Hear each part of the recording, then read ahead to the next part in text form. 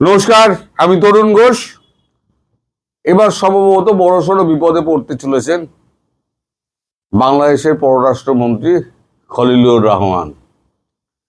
তিনি মরিশাসে বসে তিনি যে প্রেস স্টেটমেন্টটা দিয়েছেন যে গঙ্গা জলবন্টন চুক্তি হবে ভারতের সঙ্গে বাংলাদেশের সম্পর্ক স্থাপনের প্রথম পরীক্ষা।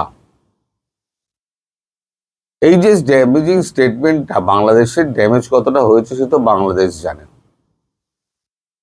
কিন্তু ভারত এর একটা কড়া প্রতিবাদ যে করবে সেটা গতকালকে আমি বলেছিলাম, প্রিন্সিপাল সেক্রেটারিকে প্রধানমন্ত্রী বলে দিয়েছেন রণধীর জয়সওয়ালকে একটা কড়া স্টেটমেন্ট রেখে দিতে। তিনি গ্রিন সিগন্যাল দিলে সেই স্টেটমেন্টটি তাকে বলতে বলা হবে। সে ছিল পরশুর খবর, গতকাল যেটাই বলেছি। এবার গতকালের খবরটা আমি আপনাদের বলি। গতকাল যেটা স্থির করা হয়েছে সেটা হচ্ছে খলিলুরকে তলব করা হবে।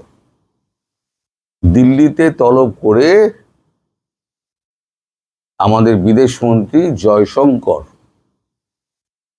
তাকেই তো কোট করেছেন, বিদেশমন্ত্রী জয়শঙ্কর তাকে জিজ্ঞেস করবেন যে আপনার সঙ্গে এই ব্যাপারে এই কথার ভিত্তিতে কোনো কথা হয়েছে কিনা, যদি হয়ে থাকে তাহলে কখন হয়েছে, আদৌ কি কথা হয়েছে আপনি আমায় পরিষ্কার জানান।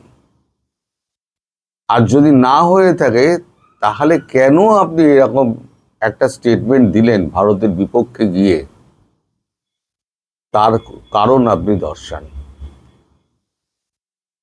আপনি যদি এই কারণ দর্শাতে না পারেন, ভারতবর্ষ থেকে যে সমস্ত সাহায্য আপনারা চাইছেন একটা সাহায্য আপনারা পাবেন না। পরিষ্কার মুখের ওপর বলে দেওয়া হবে, একটা সাহায্য আপনারা পাবেন না। আমরা যদি বিক্রি না করি, আপনি জোর করে তো আমার ঘর থেকে মাল তুলে নিয়ে যেতে পারবেন না। আমরা আপনাদেরকে দিই মাল, আমাদের ক্রেতার অভাব নেই। এই এত বড় ট্যারিফ গেল, ট্যারিফ দিয়েতে কিন্তু সবার কিন্তু জিডিপি পড়েছে। ভারতের জিডিপি কিন্তু 6 থেকে 8.2% উঠে গেছিল। পেট্রোল নিয়েও ভারতের কোনো সমস্যা নেই। সারা পৃথিবীর পেট্রোল নিয়ে সমস্যা হতে পারে, কিন্তু ভারতের কোনো সমস্যা হবে না। ভারত পার্শ্ববর্তী রাষ্ট্রগুলোকে যথাকিঞ্চিৎ সামান্য তেল দিয়ে নিজেরটা চালিয়ে নিতে পারবে। আমাদের তৈল শোধনাগারগুলো যেগুলো রয়েছে সেগুলো দিয়ে কিন্তু আমরা সমস্ত রকমের তেল, আমরা ক্রুড অয়েল আমরা কিন্তু জোগাড় করে নিতে পারি। এবং ক্রুড অয়েল থেকে যে সারটা বেরোয় সেটাই খেতি বাড়িতে ব্যবহার করা হয়। ফলে আমাদের যে ক্রুড অয়েল বেরোচ্ছে, সার বেরোচ্ছে ক্রুড অয়েল থেকে, তাতে আমাদের দেশে সার আমরা চালিয়ে নিতে পারবো এবং আমাদের যা স্টক করা আছে 6 মাসের, সেই স্টক থেকে মিলিয়ে মিশিয়ে আমরা চালিয়ে নিতে পারবো। কারণ ওই ব্লকেড, এগুলো খলিলুরকে বলবে না, এগুলো আমি বলছি, ওই যে ব্লকেড, ওই ব্লকেড কিন্তু আমেরিকাকে সরাতেই হবে।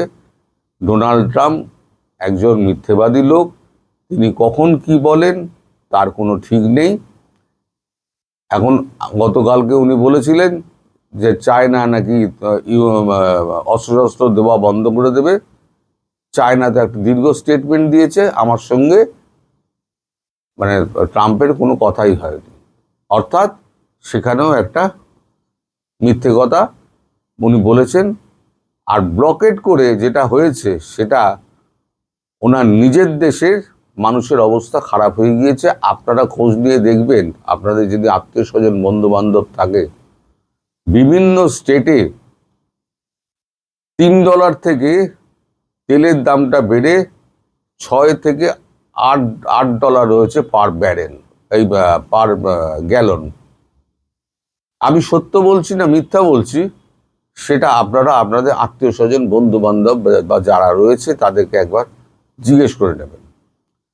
ফলে এই পরিস্থিতিতে ভারত কিন্তু তার তেল আমদানি কিন্তু যথারীতি চালিয়ে যাচ্ছে রাশিয়া থেকে, প্রচুর পরিমাণে ক্রুড অয়েল, যা এনে বিদেশে সাপ্লাই করত ভারত, ইউরোপিয়ান ইউনিয়নে সাপ্লাই করার রাস্তা এখন বন্ধ, কারণ হরমুজ প্রণালী তো বন্ধ করে দিয়েছে, ব্লকেট করে দিয়েছে। ভারত যাবে না। আর জোর করে যদি ভারত যেতে চায়, ভারত গিয়ে আরামসে গিয়ে ইরান থেকে তেল নিয়ে আসবে, তোর বাপের ক্ষমতা থাকলে তুই আটকে দেখা। এই অবস্থায় যখন তেলের এত সংকট, মূল্য বৃদ্ধি এই জায়গায় পৌঁছেছে, বিদ্যুৎ নেই, হামে শিশু মারা যাচ্ছে, সম্প্রতি নাকি টিকা আসছে শুনলাম, কিন্তু যতটা ড্যামেজ হওয়ার ততটা ড্যামেজ হয়ে গিয়েছে। এখন ফার্দার যাতে ড্যামেজ না হয় তার জন্য এখন একেবারে মানে বৃহৎ আকারে একটা প্রোগ্রাম নিয়ে ওই শিশুদের টিকা দিতে হবে, যাতে আর ভবিষ্যতে আর না ছড়ায়। কিন্তু এইভাবে যদি গরম চলে, এই গরমে শিশুরা ঘেমে গিয়ে তাদের হাম কিন্তু প্রাদুর্ভাব কিন্তু আরো বাড়বে। সেই অবস্থায় দেশের একজন গুরুত্বপূর্ণ দায়িত্বপ্রাপ্ত মন্ত্রী, যেভাবেই নির্বাচন হোক না কেন, একদলীয় নির্বাচন ভারত বলে, যেভাবেই নির্বাচন হোক না কেন, তিনি এই ধরনের স্টেটমেন্ট ভারতের নাম করে দেন কি করে, যখন এই কথাটা হয়নি। আর এই যে কথাগুলো হয়, দর্শক আপনাদের মনে করিয়ে দিই, যাতে কেউ না অস্বীকার করতে পারে, তার জন্য কিন্তু অডিও রেকর্ডিং হয়, সামনেই কিন্তু অডিও থাকে, রেকর্ডার থাকে, যাতে কেউ অস্বীকার না করতে পারে। এবার আমাদের খলিলুর রহমান যাবেন কোথায়? যদিও যখন অডিও রেকর্ডারটা যখন টিপে দেওয়া হবে, তার সঙ্গে পরিষ্কার কি কথাবার্তা হয়েছে সেটা যখন হবে, তখন কিন্তু কূটনৈতিক মহলে তো আর আমাদের মতো নয় যে আমরা সমাজ মাধ্যমে লিক করে দিলাম। কিন্তু খলিলুর রহমানের প্যান্ট জামা কিন্তু হলুদ হয়ে যাবে। ভারত ঠিক করেছে ওইসব প্রতিবাদ করে কিছু হবে না। এদের চামড়া মোটা, মোটা চামড়ায় যে যখন হয়ে যায় না, তখন ডুগডুগি বাজাতে হয়। এখন ঢোলের মতো বাজাতে হবে, মানে বাংলাদেশকে এখন ঢোলের মতো বাজাও। যেমন জামাত এসে বলেছিল না, আমরা আওয়ামী লীগকে ফিরিয়ে আনতে আমরা সাহায্য করব, কিন্তু আপনারা দেখবেন আওয়ামী লীগ ফিরলে যেন আমাদের ঢোল না বাজায়। কিন্তু আওয়ামী লীগ ফিরবে। আপনাদের একটা গল্প বলি, বিশ্বাসটা এমন বস্তু না, ছোট গল্প বলি। একটা লোকের একটা নদী পার হওয়ার একটা খুব দরকার ছিল, খেয়া টেয়া বন্ধ হয়ে গেছে। খেয়া পাড়ের একজন সাধু সন্ন্যাসী মতো মানুষ, সে ধুনি জেলে, সে রাম নাম কৃষ্ণ নাম জপ করছে। তো তাকে উদ্ভ্রান্তের মতো ঘুরতে দেখে সাধু জিজ্ঞেস করে, তুই কি করতে চাস?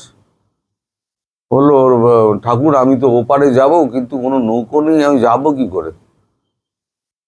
তার নিজের উপরে বিশ্বাস রাখ, আর কৃষ্ণ নাম জপ, নদীর ওপর দিয়ে হাঁট।